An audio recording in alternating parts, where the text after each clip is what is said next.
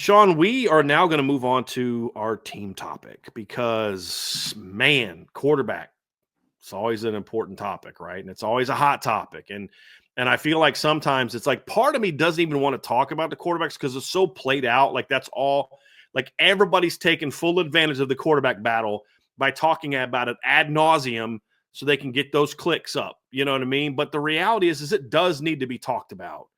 And so we're going to have plenty to say about it over the course of the spring. As we've said, I don't expect the battle to end by the end of the spring. I don't. I think this is going to carry into the fall. I know who I think's going to win it. You know who you think's going to win it. Other people that, but at the end of the day, we don't know who's going to win it. There's going to be a battle for it. It's Steve Angeli. I expect to start the spring as the number one. I expect Kenny to be 2 and CJ to be 3. I think it's going to be a seniority thing to start spring practice, and that's how it should be when you're going into a battle. Because if you put Kenny or CJ number 1, then you're kind of like playing, you're kind of showing your hand a little bit, right? So I think that's what they'll start off with. How that continues throughout the spring, I expect there to be a lot more of all 3 playing with the 1s this spring, whereas last year Steve got most of the work with the 1s because he was the, sort of the ordained backup behind Riley Leonard because Riley was out last spring. CJ got a little bit of work with the 2s, but not a whole lot of work with the 1s, not much. This spring, I expect it to be a lot different. I think we'll see all 3 of them getting a lot of work with the 1s. I think we'll see all 3 of them at times get work with the 3s. I think we'll see Blake Hebert at times get some work with the 3rd group throughout the spring as well, and the battle's going to rage. I mean, that's where we're at. And I mean, Shaun, anytime there's a quarterback battle, for me, it's a combination of I'm excited about it, but I also dread it because you just know the type of debates we're going to have.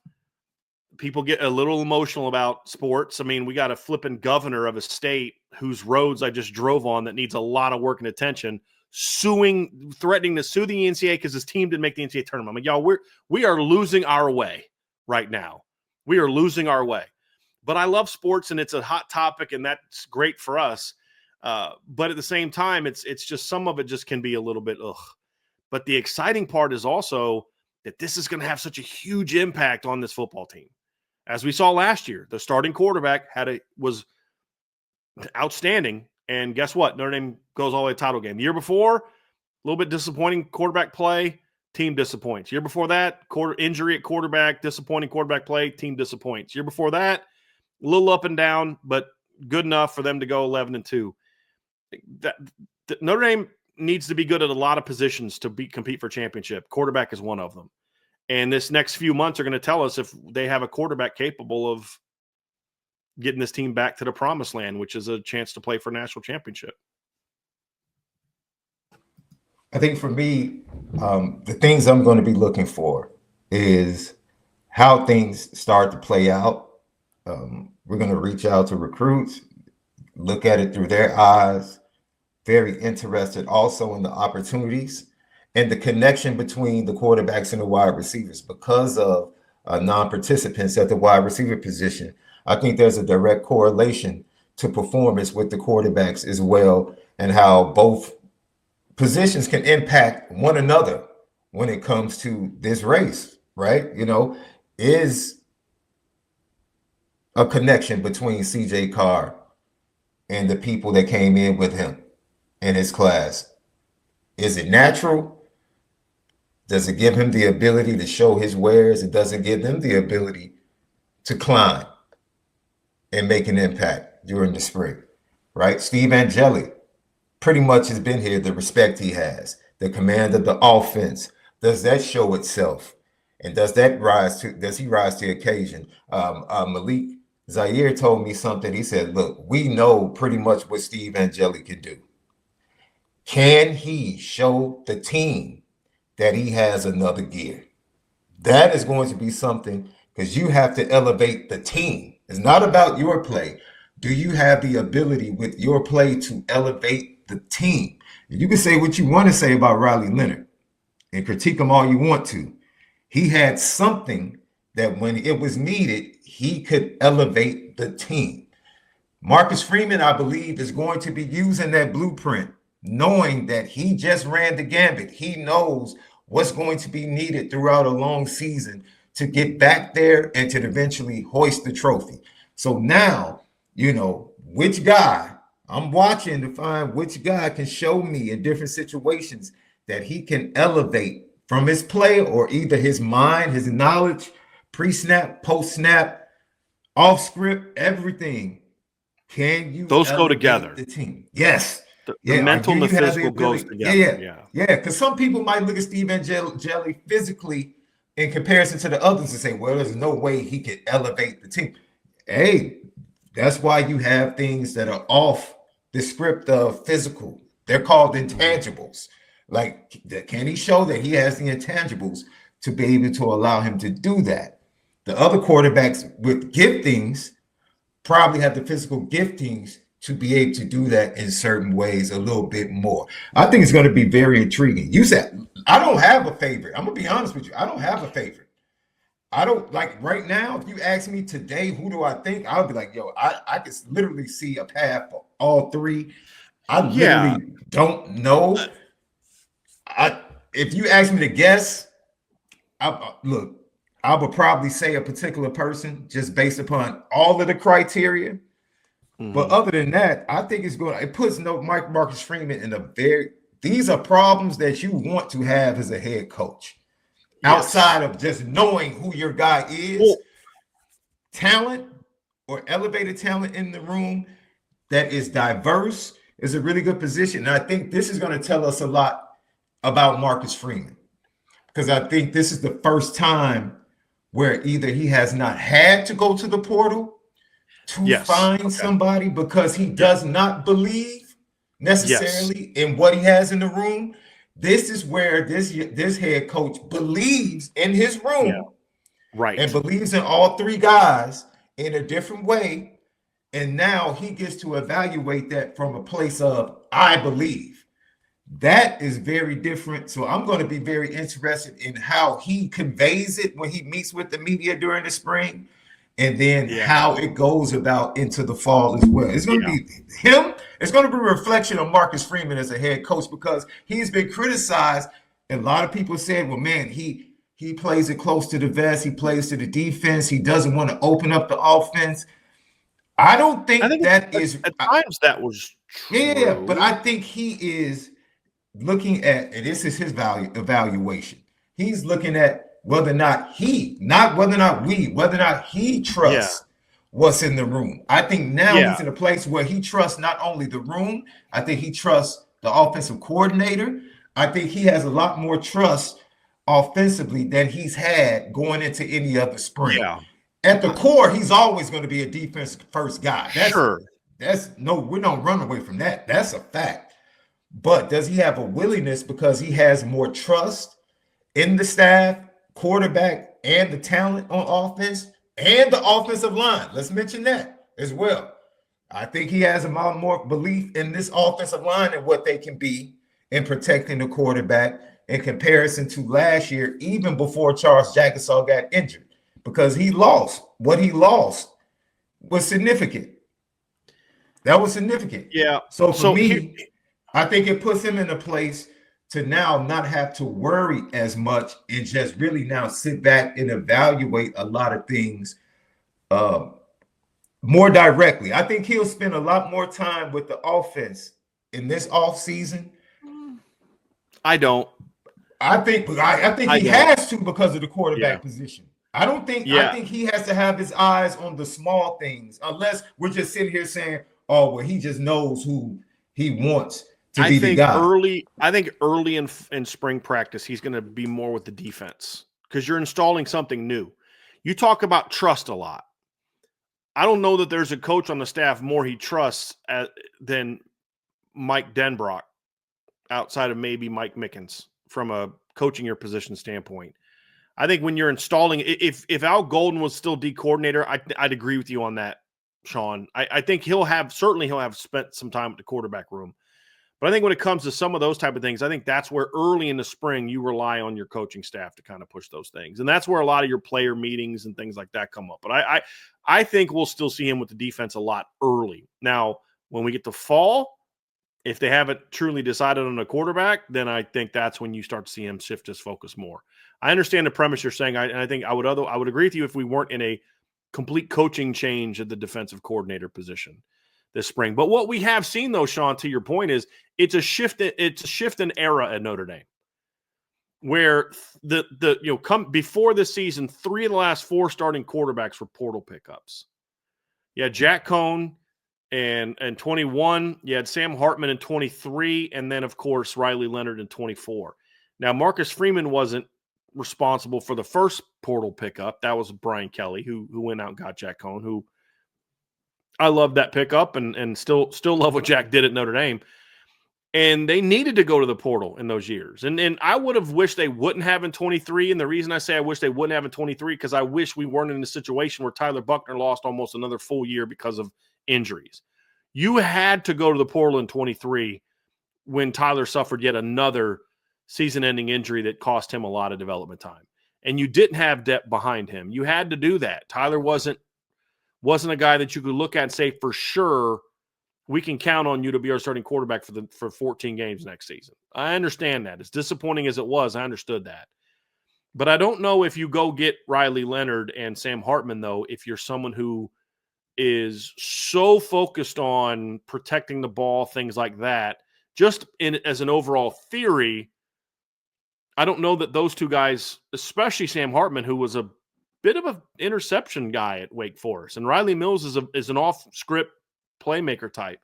I think we saw that early with Marcus Freeman last year, and I think this is where a lot of people get some of their concern about that, and is – early last year, a lot of things he said were frustrating about the conservative nature. Looking back, here's the answer we don't know. Was that because that's who he is? And then he had to change it because of the loss, and you can't win if you don't? Or is that what he felt they needed to be because Riley wasn't ready to take full charge of the offense yet because of the time missed of the injury? Because what we saw coming out of the break was a different type of Notre Dame offense. And in one where, yeah, they didn't turn the ball over a lot. But, I mean, look, a turnover, yes, a turnover is an interception and a fumble. But you know what else is a turnover? Going for it on 4th down at your own 35-yard line.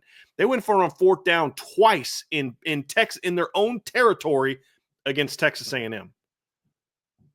Got the first one, didn't get the second one. Like there were some mixed signals from Marcus Freeman early last season. But I think overall the aggressiveness to situational aggressiveness never went away. And that's what leads me to believe you don't go get Sam Hartman. You don't go, I mean, you think about things that he had said about Tyler Buchner, and you just watch how he engaged with Tyler Buchner in the bowl game in 2022. Kid threw 3 freaking picks, 2 pick sixes. And you know, like, that's a little too much in one direction. That is turning the ball over too much. But I don't think this is the same era of you're so afraid of turning it over that you then handicap yourself in certain areas. That's what we're going to learn about Marcus Freeman. But I don't think he's that guy. Is as a defensive coach, you always value turnovers because you know how important it is, because you know how much you preach getting a turnover and what that meant for your football team. But nobody wants to turn the ball over. I mean, look at Oregon. I mean, they're a very aggressive team. They don't turn the ball over a whole lot, at least not when they're good. I mean, how many interceptions did Dylan Gabriel and Bo Nix throw the last 2 years? I mean, Gabriel threw 447 passes through 6 picks. Bo Nix the year before threw 470 passes and 3 picks, and 490 the year before that and 7 picks. Like, they haven't thrown a lot of – they don't turn the ball over a ton. And yet they're still aggressive. And that's, I think, a challenge for a lot of defensive coaches is, no, you don't want to turn the ball over. No coach wants to turn the ball over. Dabo didn't love that Deshaun Watson threw 17 picks in 2016. He just learned to live with it because he knew what came with that. But there's being so afraid of it that you paralyze yourself or you handicap yourself. That's where I think a lot of people are at with the whole why some people think he will choose Steve Angeli because of that. And it's certainly possible. I just don't think that's the case. And I think even if he felt that early last year, I think what he saw about his team's rise made him realize that he can't be that way if they're going to win a title. And you have to be willing to be aggressive and go on the attack. Thank you. And be that kind of quarterback, have that kind of playmaker quarterback. I think that that is important to him. But you look at the way they recruited 2 young quarterbacks that also didn't turn the ball over a whole lot. And CJ Carr starting at quarterback or Kenny Minchey starting at quarterback doesn't mean they're going to be 15 interception guys the next 2 years. It just means there's going to be a growing period like there was with Riley in 2024 in September. You've got to manage the offense in a way. So, like, if anything, the way he led the offense in 24 makes me think that he would be more willing to go with a younger player early, knowing we can protect him with run game and defense until he figures it out. That's what we saw last year. And so, but if I'm wrong and he goes the opposite direction, which is a very fair thing for people to say, because we really don't know.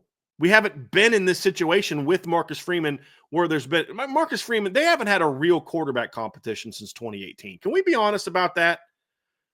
I mean, and I don't even know that was really much of a quarterback competition, because you and I both know, Shaun, it was Brandon was going to start against Michigan. And then after that, at some point, Ian was going to take over. I mean, that was just kind of where we thought they were going to go. You could even argue that was more of a quarterback competition, I think, than 2016. I think 2016 was the most rigged quarterback battle that Notre Dame has had in a long time. We've talked about that as well. It's been a long time since Notre Dame's had a real quarterback battle. This is the first real quarterback battle of Marcus Freeman's tenure. So a lot of this, I'm guessing, people that think he's going to go with Steve Angeli are guessing. And we're all guessing because we don't know what he's actually going to do in this type of situation. And it's just why I think this is such an important era, and why we say, Shaun, we're going to learn a lot about Marcus Freeman by this decision. And I think that there's a thought that, you start Steve early and you get through those first 2 games and then you go to the younger guy later. And I'm like, that might have made sense in the 4-team playoff era or the BCS era, where sometimes you could not afford to lose a game. You lost to freaking Northern Illinois at home last year in week 2 and made the playoffs. You can sustain a loss to Miami or Texas A&M and still make the playoffs if it means getting that other guy better. If you start Steve in game 1, it's because he proved that he's your best quarterback, not because he's going to get you through the first couple games. It's because you think this season he's your guy. And if he proves not to be, then you can go to somebody else. But if you start Steve Angeli because of experience or whatever else, then that makes me question, do you really have sort of the conviction to trust the evaluations you and your staff made about the quarterbacks on your roster?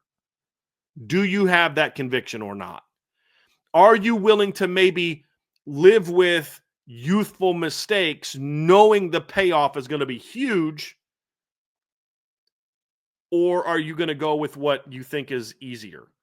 Like, that's really the battle here, Shaun. And again, I'm not saying that the only way Steve starts is if you go that direction. If Steve literally outplays the other 2 quarterbacks, that's the case. I'm working with the premise that some out there have, that he will pick Steve even if Steve isn't the best guy because he's afraid of this or that. The other thing, too, is Steve Angeli hasn't exactly been a non-turnover guy in his career on the field. I mean, he fumbled a ball against Penn State. He threw a bad pick last year against Stanford, had another ball against Oregon State that should have been picked off, fumbled the ball against Oregon State, and has turned the ball over in the Jersey scrimmage last year. So I don't think that if Steve wins the job because he wins the job, different story. We're working with the premise that some have, that he's only going to win the job because of insert excuse for why he's not the best guy, but the safe guy. Is that a fair, and that's not a criticism of people making that point of view, because I think that's a fair thing to talk about, because we don't know. When I say I don't agree that that's going to be the case, I'm guessing. When you say you do think that's going to be the case, you're guessing. Not you, Shaun, just in general. We don't know. But if the assumption is that that's why Steve starts, and that's what we think is the case, if that were to happen in this situation, that would concern me about. It would raise some concerns about, does Marcus Freeman really have the willingness to do what it takes on the side of the ball that he doesn't feel he can control as much because of his background, that maybe he would. I mean, because we've seen them play a ton of young guys on defense the last couple of years. Ton. I mean, Notre Dame's had a freshman All-American at corner in 2 of the last 3 years. And would have had one in 2023 if Christian Gray got more opportunities, because he was pretty good when he got a chance to play. Yeah. So that's the thing is – go ahead, Shaun. No, I think it's going to be very interesting. Also, where does he believe his team is now? What does he believe? You talk about the trust factor, not only in the coaches, but the talent. It's going to be very important to me how he evolves and continues to, because we have seen Marcus Freeman evolve, which is why when we get to the later conversation about the top 10 coaches, you know, he just might be in there because we've seen him get better under the current constant microscope. Being the head coach of Notre Dame is a constant microscope. You don't get a breather. There is no breather. It is sitting on the it sideline at a basketball game will get you critiqued one way or the other. This is Yes. awesome, or why isn't he out there making recruiting calls? Like literally sitting in the half court or court side of a Notre Dame women's basketball game with your kids will get you critiqued, positively or negatively. Like that is the spotlight that he lives under. There's no doubt about that. And so I think that's also going to be something. What does it speak about how he has evolved as a head coach? Like, what does he look? He said last year, I believe, we're the offense that we need to be. We're not the offense that I eventually want to be. And people just thought he was lying. Like, oh, no, I don't believe. It's like, look, take the man for his word and let it play out. And this, in my opinion, is the greatest opportunity for him to back up what he said. Okay, this is what you said. This is the greatest. This is the best opportunity right now to show, hey, I've evolved. And I feel like we're ready to be the offense that I envisioned at Notre Dame. It may not even be evolved, Shaun, because what you just said is what? He said, when did he say this? He said this a couple times. But when did you're talking about this past year, right? My point is, I want to say it was the first time he said it was before his first season. Sam Hart, yeah. And then Like, he reiterated it again. I want to say in between last year, Sam Hartman leaving. Yeah. Yes. My point is this: is it's not even an evolution. This is the plan, and we can't execute that plan until we get the right guys in place. And that's exactly to your point. That's why this is such a big opportunity for Marcus Freeman and a big learning lesson for us of learning about Marcus Freeman. Because this segment is not meant to criticize people that are saying he's going to start Steve Angeli for insert X reasons. It's not at all. It's simply to say, because none of us know, it's simply to say we don't truly know. We have our opinions, and we can debate those and go back and forth on those. But if anybody tries to tell you they know what Marcus Freeman's going to do because of insert reason, they don't, because we've never been in this situation before. They're guessing. It may be an educated guess, but they're guessing. Just like I'm guessing that he won't do that. But we're going to have an answer for sure here by the end of August.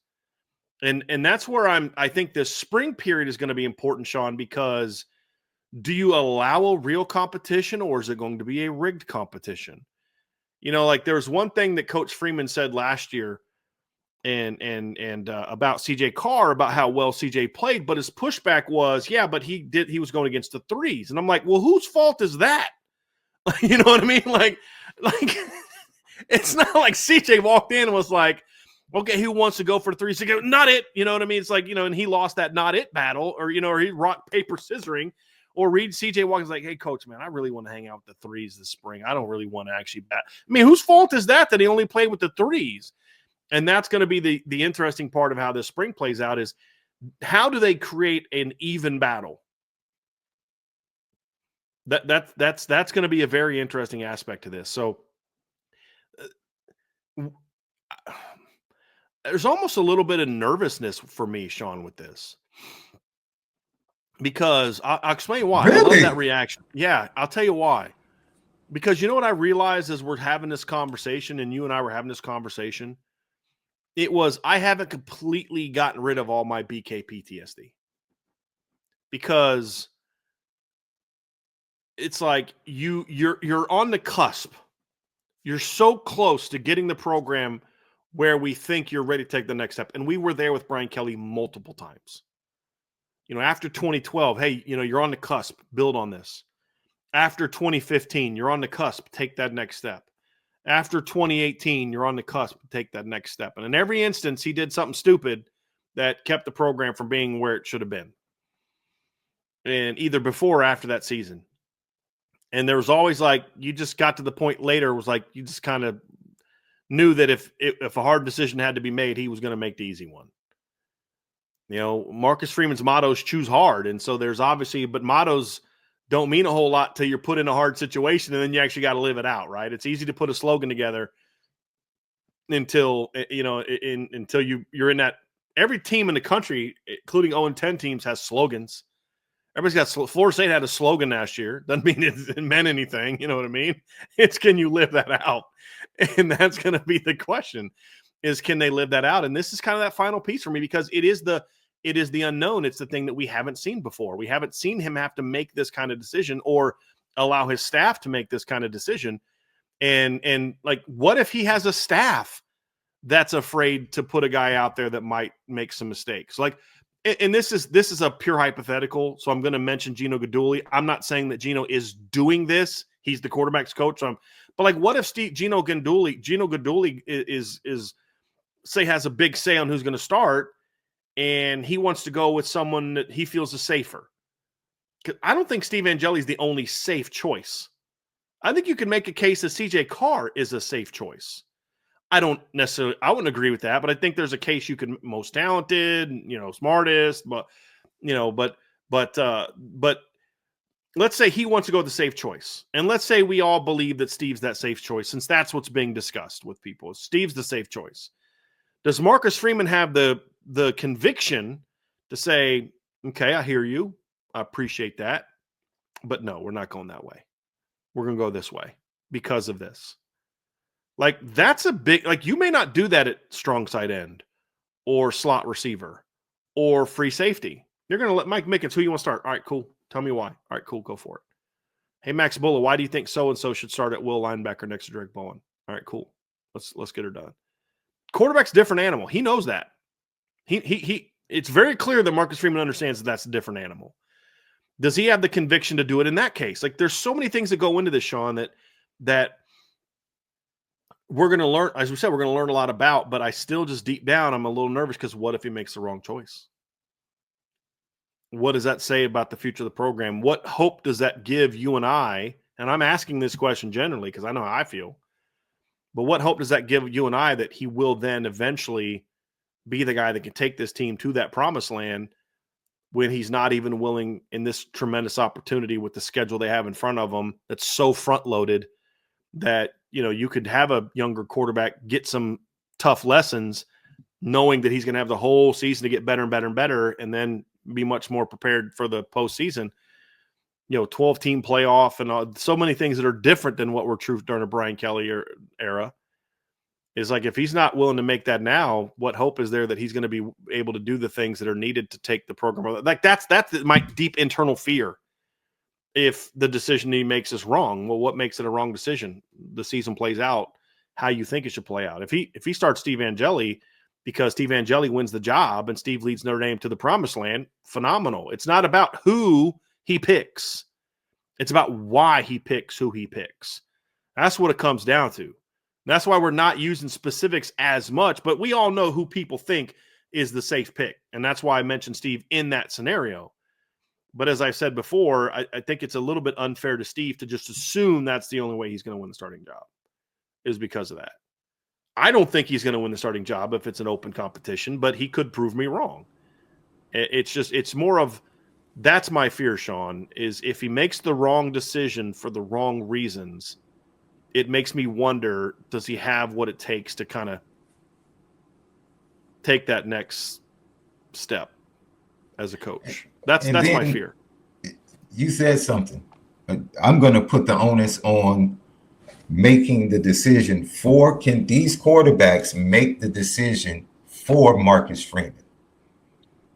Does someone make it so obvious in the spring and in the fall that it's like, okay, it speaks for itself. There's really no decision for me to make. These young men have decided. They have decided it. I want all of them to ball out and make it a tough choice. I don't want it to be somebody, this kid played bad, that kid played bad. There's a history of Notre Dame. You probably can pull up the names. There's a history of Notre Dame where guys that actually led Notre Dame to very promising or very successful seasons going into the spring weren't the starting quarterback. Yeah. Like Lou Holtz was going to start someone else and then fate intervened, whether it was with injury or something else. And then Ron you get Paulus a in Kevin '93 was going to start. Yes. You had Tommy Rees was supposed to start in 2012, but then his off-field situation resulted in Everett getting that opportunity. Yeah. 2018, when they went 12-0, Ian Book wasn't even the starting quarterback at the beginning of the season. So there have been a lot of years where the guy that people thought was going to be the quarterback ended up not being the quarterback, and the team turned out to be pretty flipping good. That's certainly. And by no man, I take time right now. Leaving them to the Fiesta Bowl. That was a crazy was like season. The third best quarterback in his class that signed with Notre Dame. But yes, exactly. Yep. I'm not putting the whammy. No whammies. I'm going to say no whammies because I'm not putting the injury whammy on this battle. But I'm just mentioning there are a lot of different ways where, coming into the spring, you might feel like it's going to be a particular person. And then all of a sudden, for whatever reason, it changes and it ends up being a successful season for Notre Dame. That's happened plenty of times.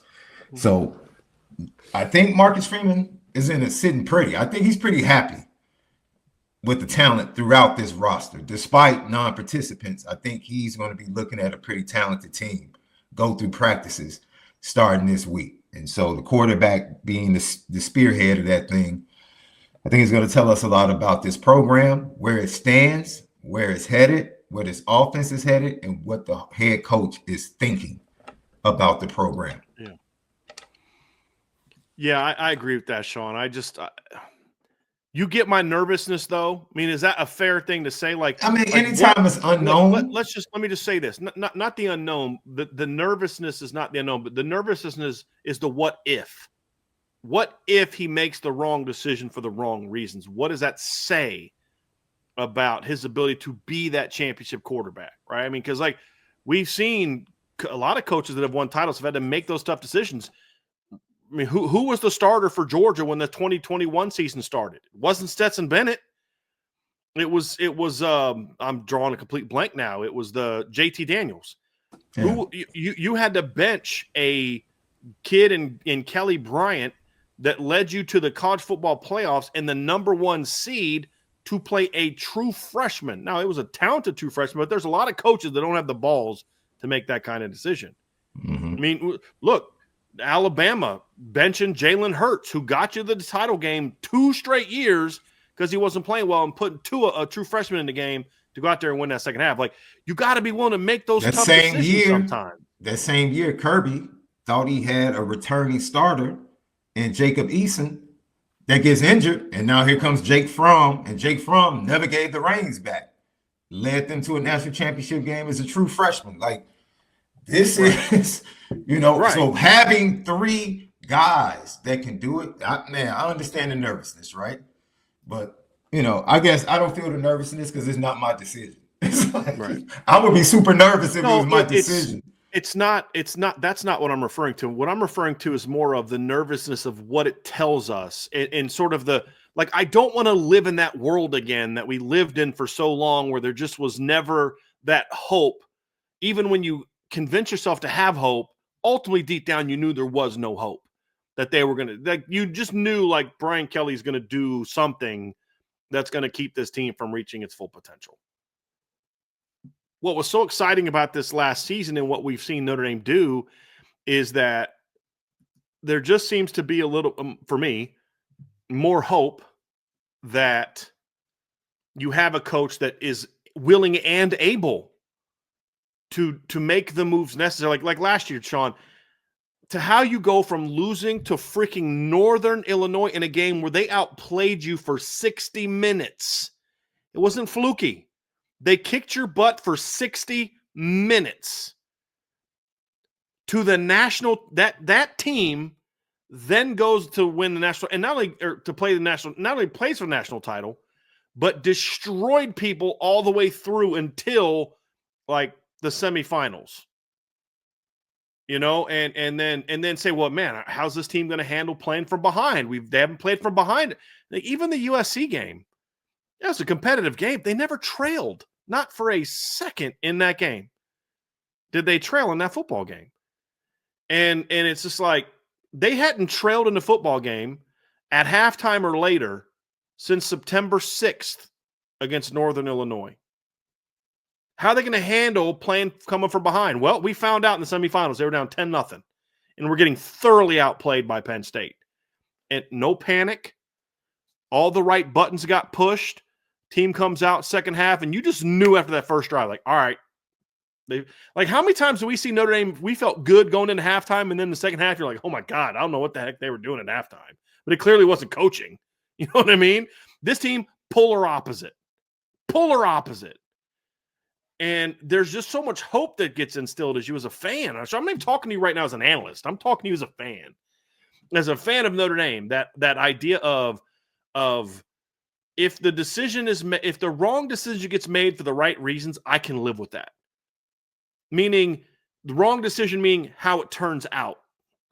But you know what? You went with the high skilled or the highly this or the really talented this. And you know what? I get why you made that decision. Didn't work out. It's a bummer. I get why you went into 22 with Tyler Buchner quarterback. I would have gone into Tyler Buchner 22 quarterback too. Kid's really talented. And your defense had to chase him freaking around the field the whole year before, and you knew what he could do. That's why you didn't go to the portal that year. Now, lessons learned from Marcus Freeman. Perhaps he would have maybe liked to have gone to the portal for depth. But, you know, I get that. So it didn't work out, but I don't think it was the wrong decision. You see what I'm saying? Like, the wrong decision is like, okay, it doesn't work out.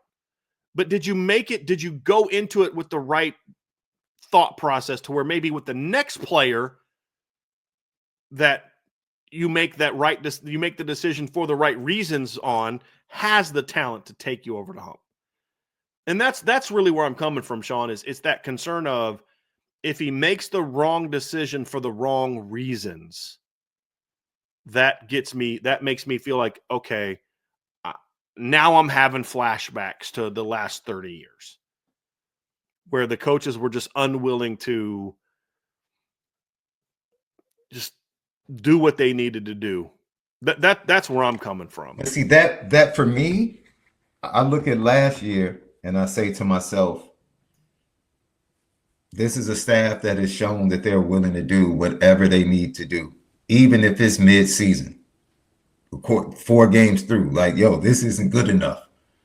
Like, we're trying to win. I've seen a lot of coaches that will use the way that season started and say, see, this is what I'm talking about.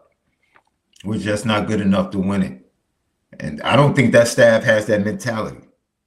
I think they have the mentality like, hey, this is not good enough, but that doesn't change that we're trying to win a national championship. So what do we need to do? But that's exactly my point. Yeah. I do believe that right now. But if the decision is made based on certain things, then my hope that that's who they are is diminished. That's what I'm saying. I'm excited about this team because I do think that they're going to make the right. And part of that faith is Marcus Freeman, and part of that faith is Mike Denbrock. But I do think they're going to make the right decision. But until we know, that's where I come. I have that in the back of my mind, in the pit of my stomach. I still have a little bit, and I thought this season had completely like erased all of it, but apparently I got a little bit of that BK hangover still in there. And because this is a first for this staff, truly a first. We've never truly seen this staff or Marcus Freeman at all really go into a season with a true quarterback battle. The closest thing we saw was Sam Hartman against Tyler Buchner in the spring. That's the closest we saw. And as well as I thought Tyler Buchner had a great spring. But he needed to be definitely better than Sam Hartman to trust him to start, because Sam was just going to leave if you didn't start him. And then now you're stuck with Tyler. You don't have Drew Pine anymore. And you're now in a situation where it's like, okay, you've got your injury-prone quarterback, and if he doesn't play, you've got redshirt freshman Steve Angeli and true freshman Kenny Minchie. That's the world you'd be living in now if you didn't do that. That wasn't a true comp. It was the closest thing we've seen to it. So that's where I'm at, Shaun, is like, I do agree with everything you're saying. That's why this is a little bit nerve-wracking for me, a tad, because what if they don't? What if they don't? Somebody asked me too, what's the right decision? I'm not telling you what the right decision is. I'm not telling you it's CJ Carr. I'm not telling you it's Kenny Minchie. I'm not telling you it's not Steve Angeli. That's what everybody knows who I think the best quarterback in the room is. I'm not afraid to say that. It's based on how I rank them. It's based on what I've seen last year. I think CJ Carr is the most talented quarterback in the room. And I think if it wasn't for CJ Carr, the biggest storyline this offseason would be Kenny Minchie, because I think he's extremely gifted. If Kenny outplays CJ this spring and fall, so be it. If Steve outplays those other two, so be it. The right decision is going with the guy that Shaun said it. Who's the guy that gives you the best chance to elevate this football team? Maybe not August 31st, but definitely by the time you get to November, December, and January. And that's not always the easiest choice to make, Shaun, because your job is to win football games. And if you say, like, hey, I think this guy gives us the best shot to beat Texas A&M and Miami, but that's the best he's going to be able to win, meaning he may get you through the regular season unscathed. Like, this is my knock on Ian Book. Ian Book was almost always good enough to beat the teams on the schedule in the regular season, except when they played a really elite team like Georgia in 2019, Michigan in 2019, Cincinnati in 2020. Actually, no, that was 2021. Who was the Clemson in 2020 in the ACC title game? Needed overtime to beat a Clemson team that didn't have Trevor Lawrence. Like when you played the best teams, you knew he had a ceiling, a lower ceiling. You weren't going to get to the postseason. Ian Book could win a lot of games to get you to the postseason. You weren't winning a championship with him at quarterback. Just weren't. Maybe Phil Jurkovec is a guy you could have won a championship with, but you didn't know if you could beat all the teams in the regular season with him where he was at the time. That was the debate at the time. And I feel like we're kind of there again. That's my concern, is we're kind of there again. Even in 2018, Brandon Wimbush, when he was on, could beat anybody that they played. The problem is he could almost lose to Ball State also. And Vanderbilt. I mean, you know what I mean? Like, that was the concern with Brandon. But if Brandon was on, you could have beat anybody that year in 2017 or 2018. So I get that. I get that concern. I get that push. My thing is, play the guy that gives you that plays the best, that is the best playmaker, the guy that leads the offense, but the guy that gives you the chance to elevate this team the most. That's where I'm at, Shaun. That's what I say is the right decision. I have an opinion of who I think that should be. And all of us do. Anyone that tells you they don't have an opinion who they think it's going, Shaun even said it. He goes, I don't know. I can tell you who I think it's going to be, but I don't really know. And that's where we should all be. But where we should also all be, Shaun, is to say the talent in the room is enough that maybe, quote unquote, my guy may not end up being the best guy, and be okay with that, as long as it's done for the right reasons. And I think that's where the fan base will be able to rally around whoever the quarterback is. There's a lot of CJ Carr fans out there. I'm one of them from the standpoint of thinking he's the best quarterback in the room. But if Kenny Minchie outplays him from now until the time we play A&M and Kenny's a starter, let's roll, because I think Kenny's really good, and I can support that decision. If it's because Kenny elevated the most, he showed the most potential for current and future success. That's really what it boils down to for me.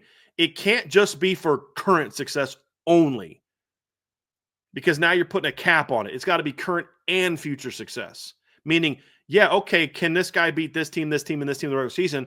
Sure, that's part of it. I think they all can. Shaun, I think they go 2-0 with whoever starts at quarterback. And if they lose one of those two, it won't be because Well, if it's because one of the quarterbacks turned the ball over, all of them could have that problem. They could lose to Miami because Steve Angeli gets sacked 9 times.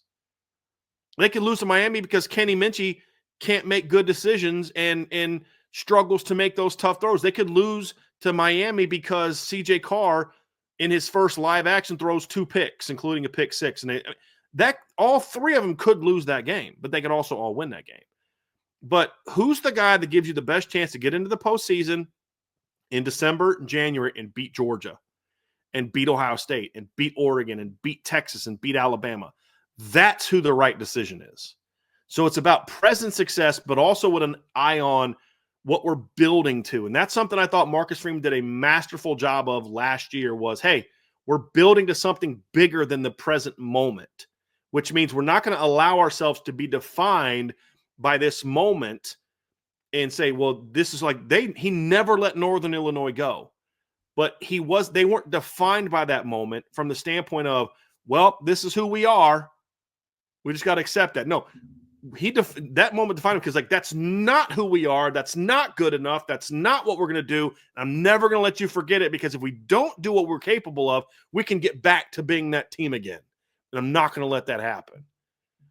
So that's the thing is, Shaun, is I want to see him go out there and say, this is the quarterback that gives Notre Dame the opportunity to not only win now, but also win in the future, because whoever starts this year, you're making at least a 2-year commitment to whoever starts this job. That's what I want to see. I don't want to see if Steve is the best guy today, but you don't think he'll be the best guy in a month, then take your lumps with the kid who you think will be the best quarterback in a month. Because in today's game, you can lose a game in September and still be a playoff team. That's where I'm coming from, Shaun. So let me speak to this, because I will confidently say, let me give you a scenario, because we're talking about these guys, talking about all 3 quarterbacks being the determining factor by their play, which you can't eliminate that. That's going to play a major part. Let me give you something that might ease a little bit of your nervousness. Marcus Freeman has been there and knows exactly what needs to be done in every area of this team to not only get back there, but to win it. He has his checklist for what he needs to see out of his quarterback, and he's going to take the guy that checks off every box. Marcus Freeman knows. He's coming into this spring. No, I know. I know what I need to see, and I know what it looks like because I saw it last year. Doesn't have to be just like that, or doesn't have to be built just like that, but I know what I need to see. But it's not just what he saw from Riley.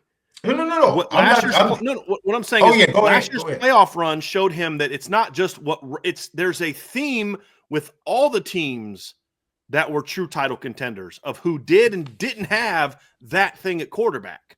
Mm-hmm. And that's the thing that this run showed him. That's why I said it's not just what Riley did. Yeah. I said every area. He knows every component, what it needs to be. Right. He knows that. So it's not just him coming in like, okay, I just need he knows everything. He's been on the run. He's observed. He has his checklist for where every area of his team needs to be at the end of spring. So that gives me confidence that even when he's looking at the quarterback situation, he knows exactly what he needs to see. And if he doesn't see it, he's going to make the decision, not determined upon being safe. He's making it based upon, okay, now I know. I hope. What needs. Right? This is what I'm saying to you, Shaun. I agree with everything you're saying. I agree with everything you're saying. But my only thing is, because we don't know for sure how he's going to handle this type of situation, in the back of my head, there's still that unknown aspect of it. And if what you say is how it plays out, like we're both hopeful that that's how it's going to play out. We both think based on how the season went that that's how it's going to play out. My only, it's not even a pushback, because it's my dark fear is that this is such a different decision. If you make the wrong decision at left guard, you can make that change in game 3 and nobody talks about it. Except, man, what a great move to make that change. If you make the wrong choice at quarterback, nobody will ever let it go. I mean, well, if only they would have started Sam Darnold sooner in 2016. I mean, not like, look, dude, maybe, but that's another example of Sam Darnold didn't just figure out how to play football in week 3. You went with the safe choice in 2016, and look what happened. It cost you a chance to play for a championship. Because they still would have lost to Bama no matter what. But they probably don't lose to Stanford and Utah. Now, all of a sudden, they're sitting there 11-1, 10-2 at worst at the end of the year, and they're in the college football playoffs. Because that team was good. And I think the title game would have been Clemson versus USC in that scenario. So, I mean, that was a great USC team by the end of the year. But they waited too long to make that move. So my point is, I believe that so far he's shown that he'll be that way with a lot of other things. And I believe I believe you're right. There's always a checklist. Coaches do this. This is what I need to see. But then there comes that moment where you got to make that decision. And like I said, it's a back of my mind thing. It's not me saying he's going to do it. It's a back of my mind thing. But when it comes to quarterback, are you willing to take the same kind of chances you would with starting corner or starting D tackle or starting Mike linebacker or even starting left tackle? And my reservation comes not from a reservation about Marcus Freeman. It's a reservation of the last 20 years and 30 years of being a Notre Dame fan. And that's also part of my excitement. This is where I'll end it here, Shaun. It's also part of my excitement because if he does make the right decision, even if it doesn't necessarily pan out perfectly in 2025, it gives me hope that I'm even more convicted that my prediction about a title at Notre Dame is going to be coming soon is enhanced even greater. Even if I'm wrong about CJ or Kenny or what, and they're what he goes with, and then that guy gets in there and he just doesn't have it. It gives me conviction that when that player is there, he won't be afraid to take that chance. Because if you start CJ Carr, you are taking a chance. If you start Kenny Minchie, you are taking a chance because you're putting a guy that's never played a meaningful down of football and saying, go win us a championship. That's a risk. That's a chance. Just like Dabo took with Trevor Lawrence in 2016 or 2018. Just like Nick Saban took when he benched Jalen Hurts and put in Tua Tagovailoa. I mean, there's a lot of coaches that have had to make these type of tough decisions. And sometimes, Shaun, it's like, I don't know how it's going to go, but I'm going to be convicted in, like you said, it is the checklist. Because like we also have seen coaches, mainly the last one, that this guy checks off all the boxes I say that I care about, but I'm still going to go with that guy. Everything that Brian Kelly said the quarterback was supposed to be at Notre Dame was, with the exception of God-given ability, was the opposite of who Deshaun Kaiser was. But he still started Deshaun Kaiser. That's where I'm coming from. You made the wrong choice for the wrong reasons. And that's again, so it's not even about Marcus Freeman. The concern I have is what I said, but the excitement is, Shaun, if he does make the right decision for the right reasons, it gives me hope that he'll be that guy, because the spotlight has never been shined brighter on Marcus Freeman than it is right now. Because he took him far enough to get all that praise, but he hasn't taken him far enough to eliminate all the criticism. And now it's like, all eyes are on you, my man. What are you going to do? And that's when you truly find out who the great ones are and who isn't. Is how do you handle, like it was easy for Brian Kelly in the 2012 season to get to that point, in my opinion, because they came into that season unranked. There was no pressure on that 2012 football team. At any point in time, there was never any pressure on that 2012 football team until when? The title game. They began the season an unranked team. This year, there was some pressure over on Notre Dame. Certainly some pressure over Notre Dame. And the pressures even got even greater after the loss, because a week ago, everyone was saying you're a playoff team. But even that pressure is not going to match what this pressure will be for him because of what he did achieve. And if he stands up to that pressure and says, I'm not changing, then my hope that he won't change will be enormous. But it's still a bit of an unknown, and that's what kind of has me a little bit excited.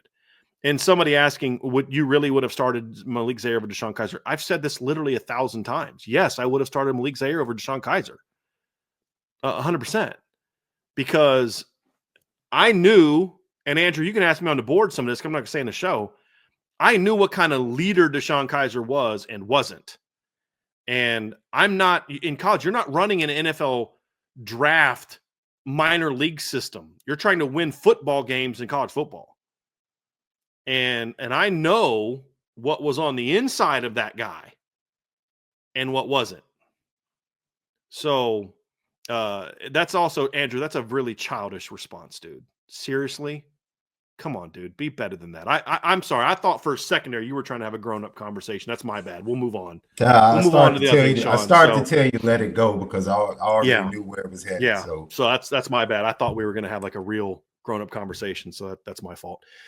So anyway, Shaun, so that's going to do it for the quarterback conversation. I mean, do you at least understand where I'm coming from of what my concern is? It's not even really about Marcus. It's about the unknown of what he will or won't do. So, yeah, that's what we're going to find out. So we'll know here soon enough. We'll certainly know here soon enough. So that's going to do it for part 2. Part 3 is going to be a lot of fun. We're going to rank the top 10 college football coaches according to us. We both have our own opinions. We didn't do the IB top 25 type of thing like I did with Trevor. We both are going to give you our top 10 list. We're going to do that next. But before we do, hit that like button, hit the subscribe button, hit the notification bell, share this podcast, give us a 5-star review. And if you've not done so, make sure that you sign up for the message boards at boards.irishbreakdown.com.